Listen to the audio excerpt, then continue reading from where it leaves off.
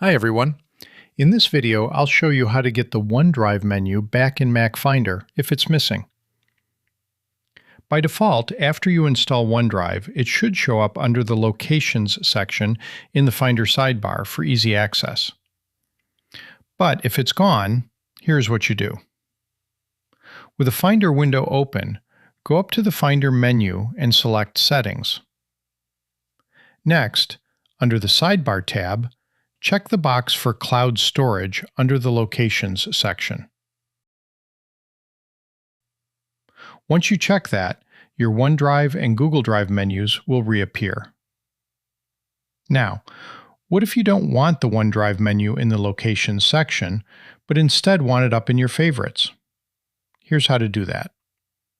First, let me remove OneDrive from the Locations section to show you.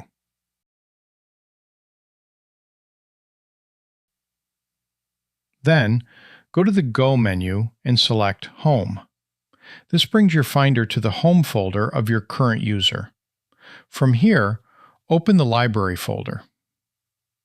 If you don't see this folder, right-click, select Show View Options, and then check Show Library Folder if it isn't checked already. Next, inside the Library folder, look for the Cloud Storage folder. This is where OneDrive and Google Drive are actually installed and where their data lives. Now, simply drag the OneDrive folder right into the Favorites section on your Finder sidebar. And that's it.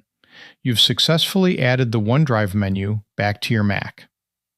Thanks for watching, and I'll see you in the next one.